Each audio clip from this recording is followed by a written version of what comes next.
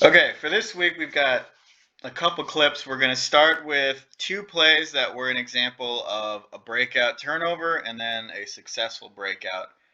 Let's go through the first one, which is a turnover that led to the first goal against us.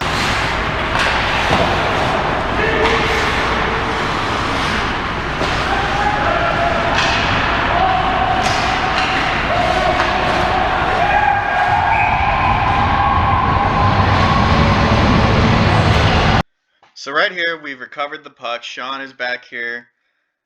We have our left wing, we have our right wing, we have our center, and we have the other D-man, Dave.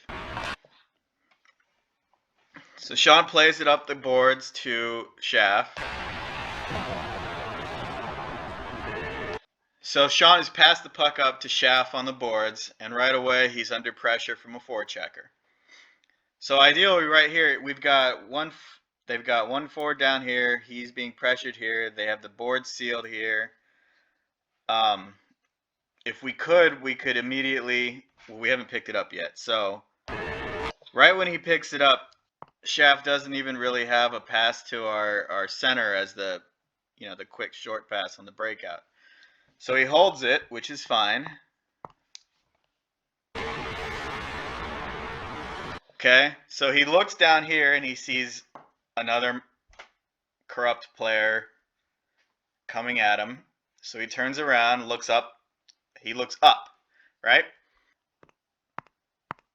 So right now what's occurring is we're already getting into this habit, and I know it's hard to break this habit because we think, okay, I'm so open, I'm past the D, but we are causing way too many turnovers that are resulting in either goals or just really great chances by doing this all the time. We're setting up our breakout, the guy with the puck, we're setting him up to fail.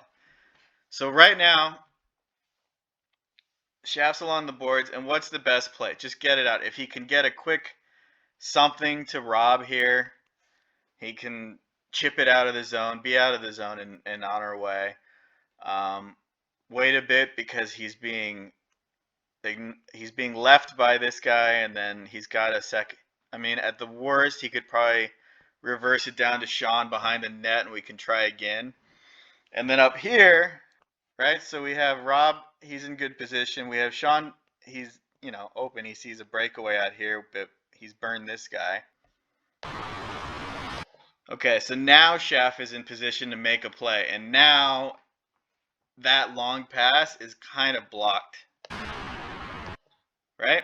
So right now we don't really even have. I mean, the best play would be to just go high, chip it off the glass, chip it over the D, just get it out of the zone, or revert. So you can go up off the glass, or just go this way with it, and then kind of reset. And that's kind of why we kind of keep the weak side forward in the zone. So if we have to reverse, we can break it out again, kind of just shift everything because he'll be over here. So everything else is in good shape. I mean, we have our D we have our D behind all the forwards here. Okay, so we whiff. It's not, I mean, it happens. It's not a big deal. But now because we've stretched ourselves thin up there, and now we've got our center out of the zone, almost at the red line by the time this gets turned over. So now we're 1, 2, 3, and they've got all their forwards ready to counterattack on this turnover.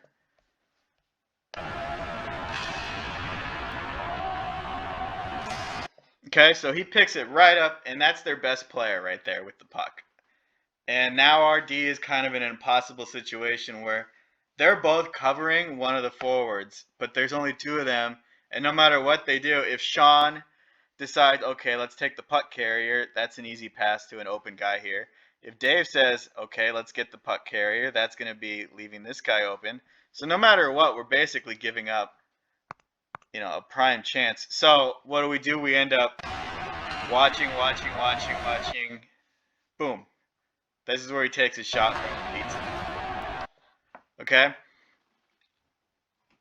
It was a good play on their part. It was an unfortunate turnover on our part. It's going to happen. But by trying to make this stretch home run pass before. As soon as the pass is made to Shaft. So right there, this is right as our left wing has turned to try to make a play, right? So everything before then, he hasn't even been able to process, look up the ice, see what's going to happen, read the D, whatever. But we've already got our guy down by the center ice line and going forward. But there's really, I mean, if we could go up the boards, if we could go straight at him, but we don't have that option. And it's just too juicy of a chance to not take that pass. Unfortunately, so for every time, one time we connect on this play that leads to a breakaway or a goal or whatever, there's at least 5 or 6 turnovers where we don't even get it out of the zone. This is worst case scenario where we get scored on. Right? But the other scenarios are we turn it over, they're still playing offense, whether we have good coverage or not, whether they score or not. We're still chasing around the zone, giving up more shots, giving up opportunities. We've got to kind of rein that in and pick our chances, take our shots when we can, but know that this is what can happen when okay, so next we're going to go with basically the same scenario, only we broke it out successfully, and we'll watch that real quick.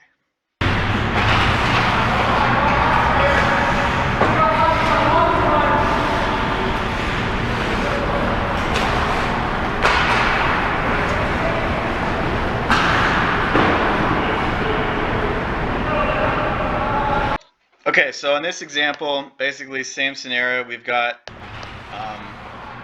right here we picked up the puck and we're ready to start breaking it out. So Parker has picked it up on the boards over here, and we have our center, we have 1D, 2D, and our right wing over here. Okay, so in this example, so Parker doesn't have, we've got an option to go up the boards, right? Right here we picked up the puck and we're ready to start breaking it out. So defender. Parker has picked it up on the boards over here, and we have our center, we have 1D, 2D. So he reverses it right back to, so now we've got basically our QB looking up the ice, seeing what's going on. So and Parker doesn't have position. So we have an option to go up the boards, right? Our other D-man right here playing, he can't get in the center of the ice, which is where we want that other D-man while we're trying to get all this breakout going. Because if we do mess up, we've got the center. So he reverses it right back to. So now we've got. We saw that last time when we showed Johan up the ice, seeing what's going on. And we're in good breakout position. Right to Shaft in the middle. They didn't have. We have our other D-man right here playing. Okay, so Eric's gonna wait and wait. Where we want that other D-man. He doesn't. While we're trying to get all this right away breakout going. He could hit Rob. Because if we do mess up, we've got the center guarded, and that's fine. But look, and we saw that last time Rob showed into 1, 2, 3. And we saw that last time when we showed Johan. Our other two skaters down here and down here. Forechecking, it went off his skate. That's a lot of the other thing we do a lot is they didn't have anyone kind of this area where Bob is right now. We don't attack with numbers, we attack without the numbers. Okay? So Eric's gonna wait and wait and wait. Start coming in. They didn't forecheck at all. They're all right away. The line. He could hit Rob right here straight up. He makes this pass, and that's fine. But look, Parker, that would just now Rob, that first pass. We have two first pass options. 1 on 3, and with Parker, and we have our other two skaters down here and down here. And as soon as he makes this pass, we do a lot is we just now we have kind of this guy out of the picture. Attack. And now we don't attack with numbers. Sean's going to start heading up the ice this way because we make plays like that. But right here, so now we have 1, 2, 3 against 1, 2, 3, 4, which is a lot better than 1 on 3. Okay. So he reads that. He waits for this guy to start coming in. It doesn't even have to be like a tape-to-tape pass. It just has to be catchable. But right here, he makes this pass. Okay. And now Parker can now skate with it. Sean's gone off the boards. We have two first pass options. We have Parker can go up. He can chip it up to Rob, which direction he wants to go. And as soon as he makes this pass, so he chips it up the boards to Rob, this guy out of the picture. And then that's the rest of the play. But you see Sean over here, too. Sean's going to start heading up the ice this way. So we've got one guy attacking the puck this way. So now we have 1, 2, 3 against 2 guys over here, which is a lot better than 1 on 3. Now we can even, the best case scenario was, unless we try to make a move and get a play over there. It doesn't even have to be like a tape-to-tape pass. It just has to be catchable because Sean is coming right up that side. And then we've got... we've Parker reversed the can whole skate play. with it. Sean's But anyways, gone up so the by boards this way. right here, Parker he didn't can go up. He can chip make it the up to stretch Rob. pass right away. Either He way, didn't, you know, he going waited for the from play to here, kind of develop. and our forwards didn't fly the zone, which is also Right, important. so he Parker chips did it not up the boards to pass it Rob, back and then leave to go catch a stretch and then pass. that's the rest of his play. But you see And Sean over here too. That's what made this And now we've breakout got successful. so we've got is the one fact guy that we attacking kept the this puck pass over here. short. Now they got and one, easy. two guys over And we here. also had it well defended. So So now the two we keys can here even, were the best case short, scenario easy was, pass, unless we try to a make a safety move and option get a play over there, here, and Rob then we have our or D Parker home can rim it around because Sean is for coming everything right that, up and then that we have side. all And then we've of our got players still in the we've zone at reversed the the whole time of the play. breakout. But anyways, And that's so where the big difference is compared to the two things I want to show here is Bob tying up the stick successfully, and then what we can start doing with our shots from further out of the zone.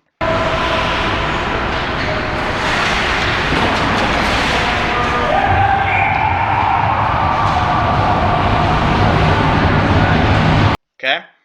So we're not in bad position here, right? So this guy comes in, gets the zone. He takes what seems like a really harmless shot, but he puts it on net and low. So it's basically, it's not an, if it's in the air, it's in the glove, whatever.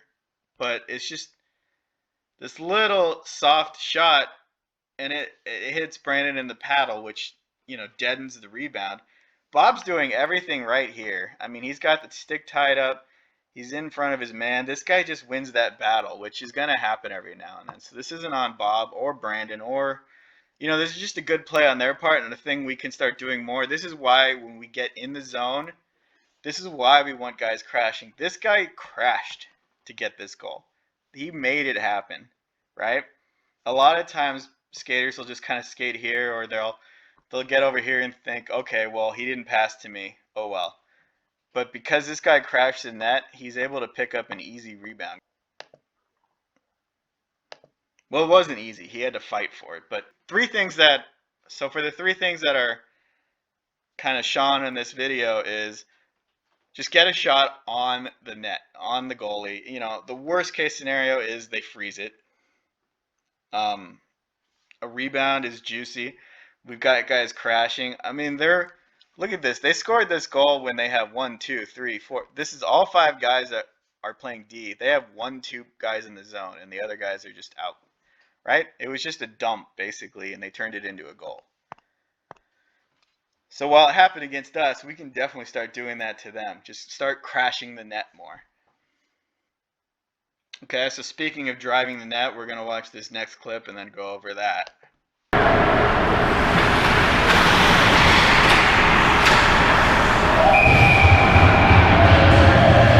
All right, so right now we're 1-0, but we've got Bob coming in, and it's 3-on-3 again, just kind of like that clip I showed from the last game. So this defender has forced Andrew kind of a little outside. He does a good job hitting the brakes and gets his head up looking for a pass. Bob's going to keep going because this is all open ice. And then this defender has to make a choice. I mean, the choice really should be stick with Bob or play some kind of coverage in here, right? But for some reason, he decides to start heading over towards Andrew, which gives Bob wide open. So Andrew sees that. He sees this guy coming up here, so he has this path to the net, and he's able to get it out to Bob, but far enough away that this goalie cannot get out there and reach it first. And the other important thing is, so while he's going, Schaff is coming into this area. And normally, this defender would be coming with Bob to the net, and Schaff would be the open man. But because this guy decided to go over here, that left Bob open over there, but Andrew's able to read that. And if we wanted to get really fancy, as soon as that pass is right there, Schaff should yell for that, and just a quick little drop, and then he can slap that in. In the end, it's a good play, a great little sauce pass, one-timer, get a face-off in their zone. But it's because we're driving the net, we're keeping our head up. Schaff is behind the play, but he doesn't give up, and he comes screaming in. And then we just read this defender who made who made the wrong read. That's why we drive the net as forwards. Okay, this last one is just a quick show of when we're screening goalies. This is how we want to do it.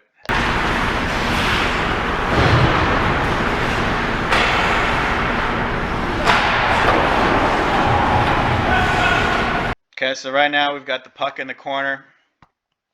Sean's coming in here. He's wide open. We've got 1, 2, 3, 4, 5 down here. So everyone's, I mean, if you look at that line, all their defenders are on that side of the line. So naturally, the easiest thing, we don't have a real pass to Trevor here, but that's going to be Sean wide open.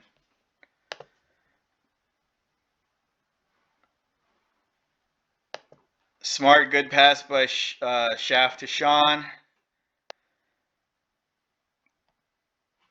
But right here, Andrew gets in between, right? So if it hits Andrew, that's a puck that was going to hit the goalie anyway. So anything that doesn't hit Andrew has a chance to go in. And we've got a good redirection. The only thing we don't have here is Trevor's in good position when Sean receives the pass. If something happens, he gets pressured, he fumbles the puck, he's down here for a pass. As soon as we see Sean winding up like he is, you know you're not going to get a pass, so go for the rebound, right? You want to be in position to get a quick rebound. You want to be within a step of any puck. And we also, so Shaft had come up to make that pass. He was coming this way. Well, a good practice would be Shaft's going to stay up here and cover, and then Bob will read that on D and crash the net here. So then we've got two guys crashing the shot, one screening the goalie. And so many times, if you think about it, we end up with shots like this where Trevor wouldn't be here, he would be like here, right? So we'd have two guys screening the goalie, which is unnecessary. And then we'll have some guy over here. And we're ruining these chances. But right now, the screen is perfect. Sean's a good shot, a good hard shot. Andrew's got enough equipment on so that he shouldn't get killed if he gets hit by Sean's shot, which happens. The only other things is, as we're watching the play develop, especially with our D, a lot of them are shoot first. But once you know he's going to shoot, crash. And then there just needs to be some communication up here. So maybe Bob says to Shaft, I'm going in. Or Shaft is like, okay, I'm going to go crash. I don't know. Something like that. Some kind of nod or whatever to cover this. Because anything that leaked out to the back door is they're going to get to first. So, but anyways, when we're talking screening the goalie, this is what we want. We want one guy screening the goalie, and we want, ideally we would have had a guy here and then a skater here. Okay? If we had a skater there, it would have hit him in the chest, fallen to him. We put another shot on, squirts out here, whatever. Right, so those are just a couple quick plays. It was, I mean, that was a game offensively. We did everything really, really well except score. Some nights you just get beat by the goalie. And I think our breakout is getting better, but just seeing kind of what we're doing. And I'm not picking on that stretch pass play, but a lot of the goals against are plays where we try to make that play and we turn it over. We've got to make the breakout happen first, get it out of the zone. Because a good quarter of the goals against us this year is because we had a chance to get it out of the zone and we didn't.